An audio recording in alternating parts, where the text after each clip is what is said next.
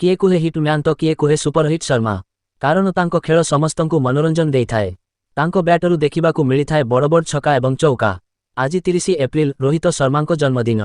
आज 38 वर्ष बयसरे पदार्पण करिसंती भारतर एही दक्ष क्रिकेटर। तेबे आसंतु तांको जन्मदिन रे जानिबा 7 नंबर स्थानरू 1 नंबर स्थानकु आसिबार संघर्षमय यात्रा। कुहजाए भारतीय क्रिकेटर रोहित शर्मांको पिलादिन संघर्षरे परिपूर्ण थिला। क्रिकेटरे क्यारियर गढ़िबा तांको पाई सहज नथिला। रोहित तांको बापांको सह रहुनथिले बरं तांको जेजेबापा एवं काकांको सह रहुथिले।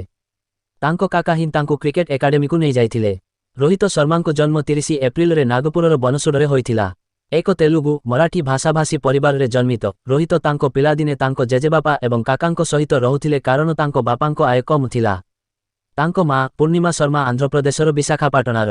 तांको बापा गुरुनाथ शर्मा एक परिवहन संस्थार गोदामर तत्वावधारक भावरे काम करुथिले। जदिओ से सप्ताहरे थरे तांको बापामांकु देखा करिबाकु जाउथिले, से डोम्बिभालीरे एक गोटिए कोठरी विशिष्ट घरे रहुथिले। तांकर जणे सान भाई विशाल शर्मा अछंती। रोहित जणे ऑफ स्पिनर भावरे आरंभ करिथिले जे टिकिए बैटिंग करि पारिबे। तांको प्रशिक्षक लाड तांकर बैटिंग संभावनाकु चिन्हि पारिथिले। पूर्वरु से अष्टम नंबर रे बैटिंग करिबाकु आसुथिले किंतु प्रशिक्षक तांकु सीधासळख इनिंग्स ओपन करिबाकु बाध्य करिथिले। से हारिस एवं जाइल्स सिल्व स्कूल क्रिकेट टूर्नामेंट रे चमत्कार प्रदर्शन करिथिले। ओपनर भावरे डेब्यूरे शतक हासिल करिथिले। से मार्च रे ग्वालियर रे देवधर ट्रॉफी रे पश्चिम जोन पाई खेली तांकर लिस्ट ए डेब्यू करिथिले। प्रथम रे से अष्टम नंबर रे बैटिंग करिथिले जेउथिरे से अपराजित 31 रन करिथिले। रोहित जुलाई रे न्यूजीलैंड ए विपक्ष रे भारत ए पाई तांकर प्रथम श्रेणी डेब्यू करिथिले। सेरु सीजन रे मुंबई पाई रणजी ट्रॉफी रे डेब्यू करिथिले एवं गुजरात विपक्ष रे 267 रे 205 रन करिथिले।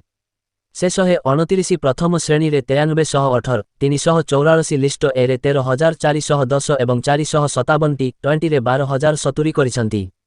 से 2007 मसीहारे तांकर अंतर्जातीय क्रिकेट रे डेब्यू करिथिले। तांकर प्रथम मैच आयरलैंड विपक्ष रे एक दिनिकिया मैच थिला। सेही वर्ष से इंग्लैंड विपक्ष रे तांकर टी20 डेब्यू करिथिले एवं 6 वर्ष परे से तांकर टेस्ट डेब्यू करिथिले। से 67 टेस्ट 273 दिनिकिया एवं 159 टी20 अंतर्जातीय मैच खेलिछंती।